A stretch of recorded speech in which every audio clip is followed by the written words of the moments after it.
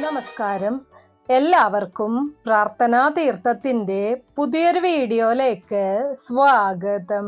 വാസ്തുശാസ്ത്ര പ്രകാരം ഒരു വീട് സെറ്റ് ചെയ്യുന്ന സമയത്ത് ആ വീടിന്റെ ഏറ്റവും പ്രധാനപ്പെട്ട ഭാഗങ്ങളിൽ ഒന്നായിട്ട് കണക്കാക്കുന്നത് വീടിന്റെ ഹാൾ അഥവാ സ്വീകരണ മുറിയെയാണ്. കാരണം ഒരു വീട്ടിലേക്ക് പ്രധാന വാതിൽ വഴി ഊർജം അഥവാ ഈശ്വര സാന്നിധ്യം കടന്നു വരുന്നത്, മഹാലക്ഷ്മി ദേവി കടന്നു വരുന്നത് ആദ്യം ഹാളിലേക്കാണ്. ഒരു വീടിന്റെ ഹാള് ശരിയല്ല എന്നുണ്ടെങ്കിൽ, ഹാളില് മൂദേവിയാണ് ഇരിക്കുന്നത് എങ്കിൽ ഒരിക്കലും മഹാലക്ഷ്മി ദേവി അല്ലെങ്കിൽ ഈശ്വര ചൈതന്യം ആ വീടിന്റെ വാതിൽ ചവിട്ടില്ല എന്നാണ് പറയുന്നത്. മൂദേവി ആയിരിക്കും ആ വീട് വാഴുന്നത്. എന്നും നാശവും ദുരിതവും കണ്ണുനീരും വിട്ടൊഴിയാത്ത സാഹചര്യമായിരിക്കും ആ വീട്ടിലുള്ളവരെ തേടിയെത്തുന്നത്. ഇന്നത്തെ വീഡിയോയിൽ ഞാൻ പറയാൻ പോകുന്നതും അതുതന്നെയാണ്. നമ്മുടെ വീടിന്റെ ഹാളിൽ നമ്മൾ ശ്രദ്ധിക്കേണ്ടതായിട്ടുള്ള 12 കാര്യങ്ങളെ കുറിച്ചാണ് ഇന്നത്തെ വീഡിയോയിൽ ഞാൻ പറയാൻ പോകുന്നത്. അറിഞ്ഞോ അറിയാതെയോ ഈ 12 തെറ്റുകളിൽ ഒന്നെങ്കിലും നിങ്ങളുടെ ഹാളിൽ ഉണ്ട് എന്നുണ്ടെങ്കിൽ ഇന്ന് തന്നെ അത് അവിടെ നിന്ന് മാറ്റണം കേട്ടോ. വലിയ ദോഷമാണ്. ഞാൻ ഈ പറയുന്ന 12 കാര്യങ്ങളും നിങ്ങളുടെ ഹാളിൽ ശ്രദ്ധിക്കുക എന്നതാണ് നിങ്ങൾ ചെയ്യേണ്ടത്. നിങ്ങളുടെ വീട്ടിൽ ഈശ്വര സാന്നിധ്യം നിറഞ്ഞു തുളുമ്പും. സകല വാസ്തുദോഷവും പമ്പ കടക്കുന്നതായിരിക്കും. അപ്പോൾ ഏതൊക്കെയാണ് ആ 12 കാര്യങ്ങൾ എന്നുള്ളത്, ഏതൊക്കെ കാര്യങ്ങളാണ് നമ്മൾ ശ്രദ്ധിക്കേണ്ടത് എന്നുള്ളതിനെ കുറിച്ച് ഡീറ്റെയിൽഡ് ആയിട്ട് നോക്കാം. വീഡിയോയിലേക്ക് കടക്കുന്നതിന് മുന്നേ നിങ്ങൾ പുതിയതായിട്ടാണ് എൻ്റെ ചാനൽ കാണുന്നത് എന്നുണ്ടെങ്കിൽ ദയവേദി ചാനൽ ഒന്ന് സബ്സ്ക്രൈബ് ചെയ്യുക. തൊട്ടടുത്ത് തന്നെ ഒരു കുഞ്ഞു ബെല്ലൈക്കൺ ഉണ്ട്, അതോടൊന്ന് പ്രസ് ചെയ്യുക. അതിൽ ഓൾ എന്നുള്ള ഓപ്ഷൻ സെലക്ട് ചെയ്ത് കഴിഞ്ഞാൽ എൻ്റെ എല്ലാ വീഡിയോസിനും നിങ്ങൾക്ക് നോട്ടിഫിക്കേഷൻ കിട്ടുന്നതായിരിക്കും. ഇതിൽ ആദ്യത്തെ കാര്യം, ഒന്നാമത്തെ കാര്യം എന്ന് പറയുന്നത്, നമ്മുടെയൊക്കെ വീടുകളിൽ മരിച്ചുപോയ വ്യക്തികളുടെ ഫോട്ടോ വയ്ക്കാറുണ്ടല്ലോ. നമ്മൾ ഹാളിലോ അല്ലെങ്കിൽ വീടിന്റെ മുന്നിലോ ഒക്കെ ആയിരിക്കും പ്രധാനമായിട്ട് മരിച്ചുപോയവരുടെ ഫോട്ടോ വയ്ക്കുന്നത്. അങ്ങനെ വെക്കുന്നതിൽ യാതൊരു തെറ്റുമില്ല. നമുക്ക് ഏറ്റവും പ്രിയപ്പെട്ടവരായിരുന്നു മരിച്ചുപോയവര് അല്ലേ? അപ്പൊ അവരുടെ ഫോട്ടോകൾ നമുക്ക് വീട്ടിൽ വയ്ക്കുക തന്നെ ചെയ്യണം. പക്ഷെ യാതൊരു കാരണവശാലും ആ പ്രധാന വാതിലുണ്ടല്ലോ, വീടിന്റെ ആ ഒരു പ്രധാന വാതില്, ഹാളിലൂടെ കടന്നു പോകുന്ന ആ ഒരു പാസേജിനടുത്ത് ഇത്തരത്തില് മരിച്ചുപോയവരുടെ ഫോട്ടോ വയ്ക്കാനായിട്ട് പാടില്ല എന്നുള്ളതാണ്. എന്താണ് പാസേജ് ഇടം എന്ന് പറയുന്നത്? ആ ഹാളിന്റെ പ്രധാന വാതിൽ ഉണ്ടാകുമല്ലോ, മെയിൻ ഡോറ്.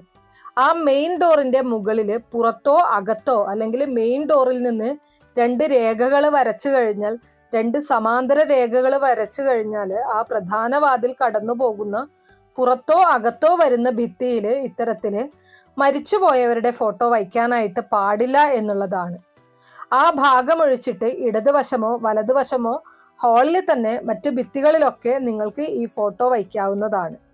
പക്ഷെ മരിച്ചുപോയവരുടെ ഫോട്ടോ വീട്ടിൽ വയ്ക്കുമ്പോൾ എപ്പോഴും ആ ഹാളില് പ്രധാന വാതിൽ ഒഴിച്ച്, പ്രധാന വാതിലിന്റെ ആ ഒരു പാസേജ് ഒഴിച്ച് വേണം വയ്ക്കാനായിട്ട് എന്നുള്ളതാണ്. ഇതാണ് ഒന്നാമത്തെ കാര്യം എന്ന് പറയുന്നത്. ഇനി രണ്ടാമത്തെ കാര്യം എന്ന് പറയുന്നത്, നിങ്ങൾ എല്ലാവരും ശ്രദ്ധിക്കണം.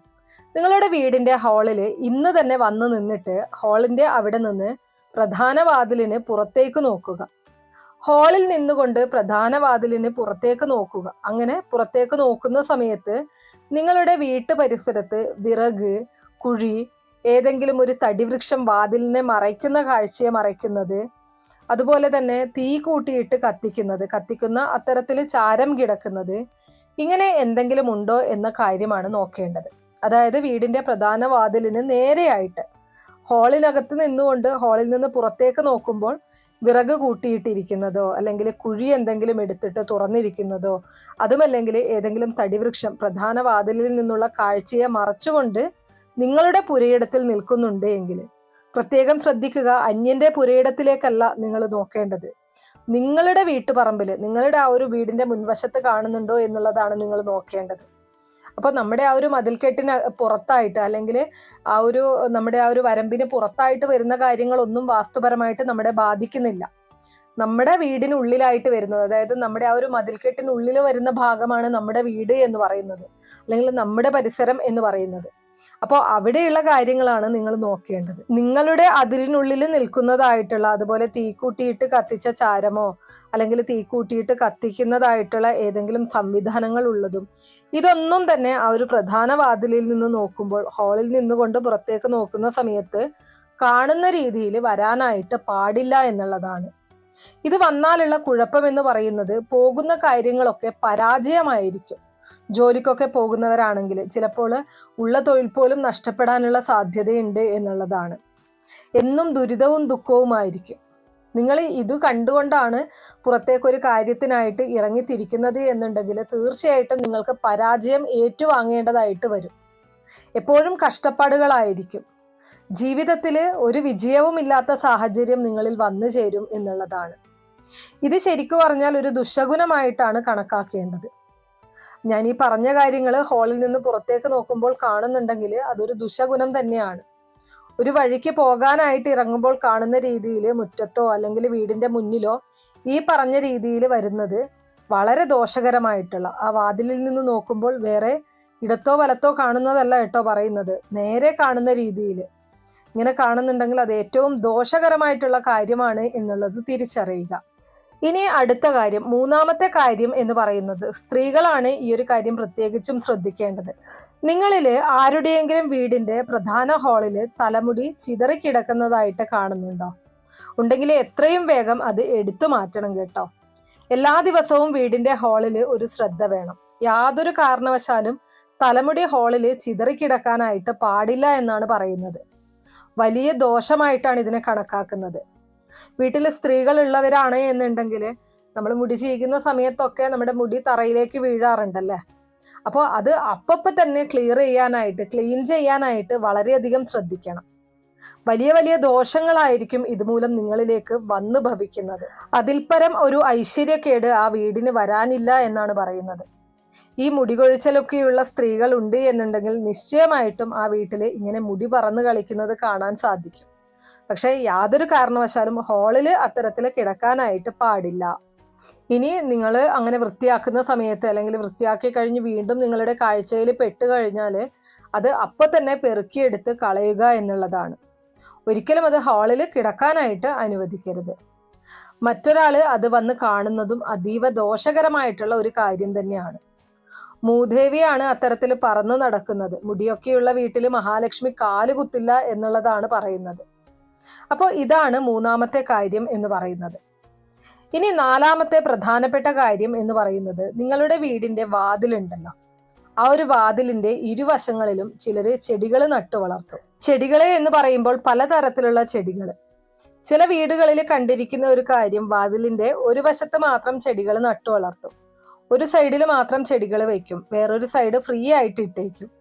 അത് വീടിന്റെ ഊർജ വ്യവസ്ഥയ്ക്ക് എതിരാണെന്നാണ് പറയുന്നത്. നിങ്ങൾ വളർത്തുകയാണ് എന്നുണ്ടെങ്കിൽ വീടിന്റെ ആ പടിയുടെ അല്ലെങ്കിൽ ആ വാതിലിന്റെ ഇരുവശത്തും വളർത്തുക. ഒരു സൈഡിൽ മാത്രമായിട്ട് ചെടിച്ചട്ടിയിൽ ചെടി വെച്ചിരിക്കുന്നത്, മറ്റൊരു സൈഡ് ഫ്രീ ആയിട്ട് ഇട്ടേക്കുന്നത്, ഇങ്ങനെ വീട്ടിൽ നിന്ന് പുറത്തേക്ക് ഇറങ്ങുന്നിടത്ത് ഒരു സൈഡിൽ മാത്രം ചെടി വളർത്തുക, മറ്റേ സൈഡ് ഒന്നുമില്ലാതെ കാലിയായിട്ട് ഇട്ടേക്കുന്നത്, അങ്ങനെ ചെയ്യാനായിട്ട് പാടില്ല. അത് വളരെയധികം ഊർജ വ്യവസ്ഥയ്ക്ക് ദോഷം ചെയ്യും എന്നാണ് പറയുന്നത്. വാസ്തുപ്രകാരം നിങ്ങൾ ചെടി വീടിന് മുന്നിൽ, ഹാളിന് മുന്നിലൊക്കെ വളർത്തുകയാണ്. ആ ഹാളിൽ നിന്ന് പുറത്തേക്ക് ഇറങ്ങുമ്പോൾ ചിലർ ആ വീടിന്റെ പ്രധാന വാതിലിൽ ഒരു വശത്തൊക്കെ വളർത്താറുണ്ട്. അങ്ങനെ വളർത്തുകയാണ് എന്നുണ്ടെങ്കിൽ രണ്ടു വശത്തും വയ്ക്കുക എന്നുള്ളതാണ് നിങ്ങൾ ചെയ്യേണ്ടത്. ഒരു സൈഡിലായിട്ട് ചെടിച്ചട്ടിയിൽ വയ്ക്കുന്ന രീതി ഒഴിവാക്കുക എന്നുള്ളതാണ്. ഇത് ഊർജപരമായിട്ട് ദോഷമാണ്, നിങ്ങൾക്ക് ദോഷം കൊണ്ടുവരുന്ന കാര്യമാണ് എന്നുള്ളത് മനസ്സിലാക്കി ഇനിയെങ്കിലും അങ്ങനെ ചെയ്യാതിരിക്കുക. ഇതാണ് നാലാമത്തെ കാര്യം എന്ന് പറയുന്നത്. ഇനി അഞ്ചാമത്തെ കാര്യം എന്ന് പറയുന്നത് കൂർത്ത മുനയുള്ള വസ്തുക്കൾ ഒന്നും തന്നെ ഹാളിൽ വയ്ക്കാൻ പാടില്ല എന്നുള്ളതാണ്. കൂർത്ത മുനയുള്ള വസ്തുക്കൾ എന്ന് പറയുമ്പോൾ കത്തി, കടാര, കത്രിക, ചൂല് ഇങ്ങനെയുള്ള വസ്തുക്കൾ ഒന്നും തന്നെ ഹാളിൽ വയ്ക്കാനായിട്ട് പാടില്ല.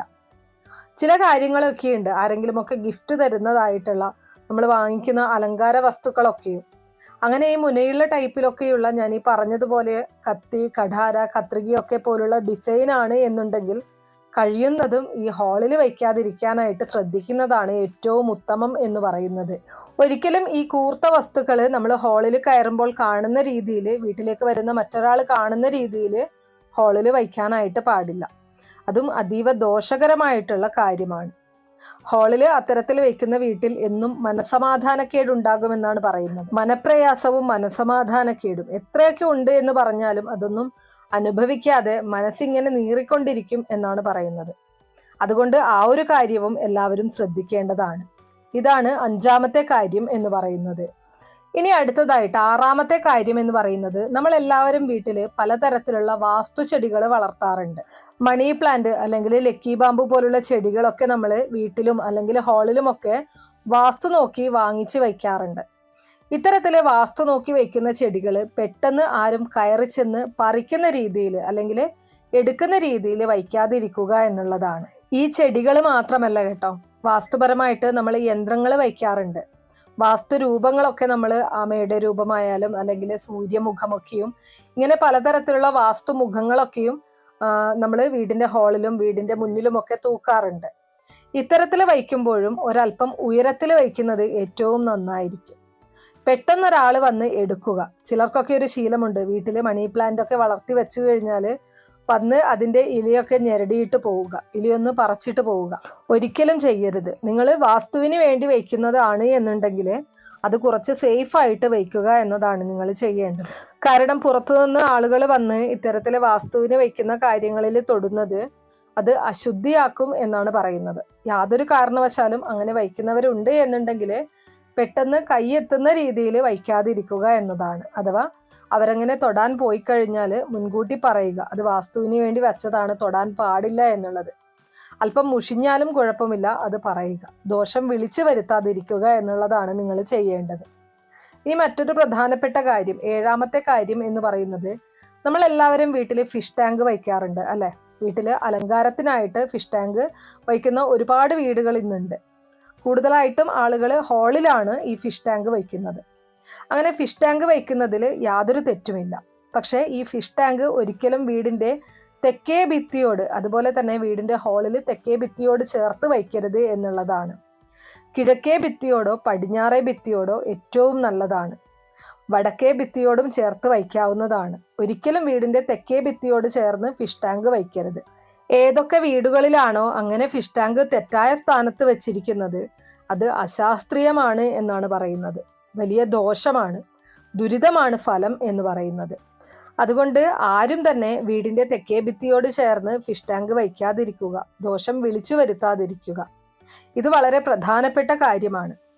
ഫിഷ് ടാങ്ക് ഉള്ളവർ ഇന്ന് തന്നെ സ്ഥാനം നോക്കുക എന്നുള്ളതാണ് നിങ്ങൾ ചെയ്യേണ്ടത്. ഇതാണ് 7ാമത്തെ കാര്യം എന്ന് പറയുന്നത്. ഇനി 8ാമത്തെ കാര്യം, നമ്മളെല്ലാവരും ക്ഷേത്രങ്ങളിൽ പോയി കഴിഞ്ഞാൽ പ്രസാദം കൊണ്ടുവന്ന് വീട്ടിൽ വയ്ക്കാറുണ്ട് അല്ലേ? അമ്പലത്തിൽ നിന്ന് കിട്ടുന്ന പൂവും പ്രസാദവും ഒക്കെ കൊണ്ടുവന്ന് വയ്ക്കാറുണ്ട്. ഒരിക്കലും ഈ പൂവും പ്രസാദവും കൊണ്ടുവന്ന് നമ്മുടെ ഹാളിലിരിക്കുന്ന മേശപ്പുറത്തോ അല്ലെങ്കിൽ ഹാളിന്റെ ഭാഗത്ത് എവിടെയെങ്കിലുമോ ഇട്ടേക്കരുത് എന്നുള്ളതാണ്. ക്ഷേത്രത്തിൽ നിന്ന് കൊണ്ടുവരുന്ന പൂവും പ്രസാദവും ഇരിക്കേണ്ട സ്ഥാനം ഒന്നുകിൽ പൂജാമുറി അല്ലെങ്കിൽ ഹാളിൽ തന്നെ നിങ്ങൾക്ക് വിളക്ക് വയ്ക്കുന്ന സ്ഥലമുണ്ടെങ്കിൽ ആ വിളക്കിന്റെ അടുത്തായിട്ട് വിളക്കിനോട് ചേർന്ന് തന്നെ ഒരു ഇലയിലോ മറ്റോ ഇട്ട് അതിൻ്റെ അടുത്ത് കൊണ്ടുവന്ന് വയ്ക്കാവുന്നതാണ്. അതായിരിക്കും ഏറ്റവും ഉചിതം എന്ന് പറയുന്നത്. പല വീടുകളിലും ചെല്ലുമ്പോൾ ഫ്രിഡ്ജിന്റെ പുറത്ത് അല്ലെങ്കിൽ വീട്ടിലെ ഹാളിന്റെ നടുക്ക് ഏതെങ്കിലും ടേബിളിന്റെ ഒക്കെ നടുക്കായിട്ട് ഇങ്ങനെ പ്രസാദം വച്ചിരിക്കുന്നത് കാണാറുണ്ട്. അവർ കരുതുന്നത് ഈ പ്രസാദം കൊണ്ടുവന്ന് വീടിന്റെ സ്വീകരണ മുറിയിൽ തന്നെ ഹാളിൽ തന്നെ വയ്ക്കുന്നത് വീടിന് നല്ലതാണെന്നാണ്. പക്ഷെ അങ്ങനെയല്ല. അത് വയ്ക്കുമ്പോൾ അതൊന്നുകിൽ പൂജാമുറിയിൽ വയ്ക്കുക അല്ലെങ്കിൽ വിളക്ക് കൊളുത്തുന്ന വിളക്ക് വയ്ക്കുന്ന ആ ഒരു സ്ഥലത്ത് വയ്ക്കുക. അല്ലാതെ ഇത്തരത്തില് വലിച്ചെറിയുന്നത് നമ്മൾ കൊണ്ടുവന്ന ചൈതന്യം കൂടെ ഇല്ലാതാക്കുന്നതിന് തുല്യമാണ് എന്നുള്ളതാണ് നിങ്ങൾ മനസ്സിലാക്കേണ്ടത്. ഇനി അടുത്ത കാര്യം എന്ന് പറയുന്നത്, ഇന്ന് ഒരുപാട് വീടുകളിൽ ചെന്ന് നോക്കി കഴിയുമ്പോൾ ബോൺസായി ചെടികൾ കാണാറുണ്ട്. കുട്ടികളാണ് ഇതിൽ പോയി വീഴുന്നത്. വാങ്ങിക്കൊണ്ടുവന്ന് ബെഡ്റൂമിലും അവിടെയും ഇവിടെയും ഒക്കെ ഹാളിലുമൊക്കെ വയ്ക്കുന്നത് കാണാറുണ്ട്. പ്രത്യേകിച്ച് ഹാളിലൊക്കെ അലങ്കരിച്ച് വെച്ചിരിക്കുന്നത് കാണാം. ഒരു കാരണവശാലും ചെയ്യരുത് കേട്ടോ. വളർച്ചയെ മുരടിപ്പിച്ചുകൊണ്ട് വളരെ നെഗറ്റീവായിട്ടുള്ള ഒരു ചെടിയാണ് ഈ ബോൺസായി ചെടി എന്ന് പറയുന്നത്. ഇത് വീട്ടിൽ കൊണ്ടുവന്ന് വെക്കുക വഴി നമ്മുടെ കൂടെ വളർച്ച മുരടിക്കുകയാണെന്നാണ് പറയുന്നത്. നമ്മുടെ കൂടെ വളർച്ച മുരടിച്ചു പോകും. യാതൊരു കാരണവശാലും നമ്മുടെ വീടിന്റെ ഹാളിൽ ഈ ബോൺസായി ചെടികൾ വാങ്ങി വയ്ക്കാനായിട്ട് പാടില്ല എന്നുള്ളതാണ്. ഇനി തീരെ നിവൃത്തിയില്ല, വെച്ചേ പറ്റുള്ളൂ എന്നാണ് നിങ്ങൾ വിചാരിക്കുന്നത് എന്നുണ്ടെങ്കിൽ വീടിന്റെ പുറകിലോട്ട് എവിടെയെങ്കിലും മാറ്റുക. യാതൊരു കാരണവശാലും വീട്ടിൽ വയ്ക്കാതിരിക്കുന്നതാണ് ഏറ്റവും നല്ലത് എന്ന് പറയുന്നത്. അപ്പം നിങ്ങൾക്ക് അങ്ങനെ വച്ചേ പറ്റൂ എന്നുണ്ടെങ്കിൽ നിങ്ങൾ ആരും കാണാത്ത സ്ഥലത്തായിട്ട് വയ്ക്കാൻ ശ്രമിച്ചോളൂ. ഇനി അടുത്ത പ്രധാനപ്പെട്ട കാര്യം എന്ന് പറയുന്നത് നമ്മുടെ വീടിന്റെ ഹാളില് പ്രവർത്തനരഹിതമായിട്ടുള്ള ക്ലോക്ക്. നമുക്കറിയാം, നേരത്തെ സൂചിപ്പിക്കുന്നതാണ് ക്ലോക്ക് എന്ന് പറയുന്നത്. പ്രവർത്തനരഹിതമായിട്ടുള്ള ക്ലോക്കോ മറ്റ് കേടായ ഇലക്ട്രോണിക് ഉപകരണങ്ങളോ വയ്ക്കാതിരിക്കുക എന്നുള്ളതാണ്. ചില വീടുകളിൽ ചെന്ന് കഴിഞ്ഞാൽ നമുക്ക് കാണാൻ പറ്റും, നല്ല ഭംഗിയുള്ള ലാമ്പൊക്കെ വാങ്ങിച്ച് വീട്ടിൽ വയ്ക്കും, പല ഡിസൈൻ ഉള്ളതൊക്കെ. കുറച്ച് കഴിയുമ്പോൾ അത് കേടായി പോകും, അല്ലെങ്കിൽ അതിൻ്റെ ബൾബ് ഫ്യൂസായി പോകും. അപ്പോഴും അതിന് ഷോക്കേസിലും വീടിൻ്റെ സ്വീകരണ മുറിയിലും അങ്ങനെ തന്നെയായിരിക്കും അത് വയ്ക്കുന്നത്. അതിന് അവിടെ ഒരു സ്ഥാനം ഉണ്ടാകും. അതിൻ്റെ കാണാനുള്ള ആ ഒരു ഭംഗി കാരണം അത് അവിടെ നിന്ന് മാറ്റാറില്ല. അതീവ ദോഷകരമായിട്ടുള്ള കാര്യമാണ് കേട്ടോ. പ്രവർത്തനരഹിതമായിട്ടുള്ള ക്ലോക്ക് ആണെങ്കിലും കേടായിപ്പോയ ഇലക്ട്രോണിക് ഉപകരണങ്ങളാണെങ്കിലും ഒരു കാരണവശാലും നമ്മൾ ഈ പറഞ്ഞതുപോലെ ഹാളിൽ വയ്ക്കാനായിട്ട് പാടില്ല. ഇങ്ങനെ വയ്ക്കുന്നത് നമുക്ക് ഗുണമല്ല, ദോഷമാണ് വിളിച്ചു വരുത്തുന്നത്. ആ വീട്ടിലെ പ്രകാശം കെട്ടുപോകും എന്നുള്ളതാണ്, നേരം കെട്ടുപോകും. അതുകൊണ്ട് തന്നെ ഒരു കാരണവശാലും ഇങ്ങനെ കേടായിട്ടുള്ള ഇലക്ട്രോണിക് ഉപകരണങ്ങളായാലും ക്ലോക്ക് ആയാലും വീട്ടിൻ്റെ ഹാളിൽ വയ്ക്കാതിരിക്കുക. ഇരിപ്പുണ്ടെങ്കിൽ ഇന്ന് തന്നെ അത് എടുത്തു മാറ്റുക. അതിൽ വരുന്ന കുറവ് വരട്ടെ, ദോഷം വരില്ല എന്നുള്ളതാണ്.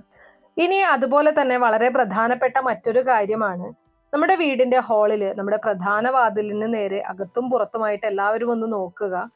പൊട്ടിയ ടൈലോ തറയ്ക്ക് വിള്ളലുകളോ എന്തെങ്കിലും ഉണ്ടെങ്കിൽ അങ്ങനെ കണ്ടു കഴിഞ്ഞാൽ അതിനുള്ള പരിഹാരം ചെയ്യുക എന്നുള്ളതാണ്. നമ്മുടെ വീടിന്റെ പ്രധാന വാതിലിന് നേരെ നോക്കുമ്പോൾ പൊട്ടിയ ടൈലുണ്ട് എന്നുണ്ടെങ്കിൽ ആ ഒരു പാസേജിന്റെ കാര്യമാണ് പറയുന്നത്. ഹാളില് അകത്തോ അല്ലെങ്കിൽ ഹാളിന് പുറത്തോ പ്രധാന വാതിലിന് പുറത്തോ ആ നടക്കുന്ന ആ ഒരു പാസേജ് ഏരിയയിൽ എവിടെയെങ്കിലും മറ്റു ഭാഗങ്ങളിൽ വരുന്നതല്ല പറയുന്നത്, അത് പ്രത്യേകം ശ്രദ്ധിക്കുക. അപ്പൊ ആ ഒരു പാസേജിന്റെ അത്രയും ഭാഗത്ത് മാത്രം പൊട്ടലോ അല്ലെങ്കിൽ വിള്ളലോ വീണ ടൈലുകൾ ഉണ്ടെങ്കിൽ, അല്ലെങ്കിൽ തറയിലോ മറ്റോ അങ്ങനെയുള്ള ടൈലുകൾ ഉണ്ടെങ്കിൽ എത്രയും വേഗം അത് മാറ്റണം. എന്ത് പൈസ വന്നാലും അത് ചെയ്യിക്കുക. കാരണം അത്തരത്തിലെ പൊട്ടിയ ടൈലുണ്ട് എന്നുണ്ടെങ്കിൽ ജീവിതത്തിൽ എന്നും പരാജയങ്ങളായിരിക്കും ഫലം എന്ന് പറയുന്നത്. വാസ്തുപ്രകാരം അത്തരത്തിൽ വരുന്നത് നമുക്ക് ഒരുപാട് ദോഷം വിളിച്ചു വരുത്തും എന്നാണ് കാണാൻ സാധിക്കുന്നത്. അതുകൊണ്ട് ഈ ഒരു വാസ്തുദോഷം ആരും വിളിച്ചു വരുത്തരുത് എന്നാണ് പറയാനുള്ളത്. ഇന്ന് തന്നെ അത്തരത്തിൽ ഉണ്ട് എന്നുണ്ടെങ്കിൽ അതിനുള്ള പരിഹാരം ചെയ്യുക എന്നുള്ളതാണ് നിങ്ങൾ ചെയ്യേണ്ടത്.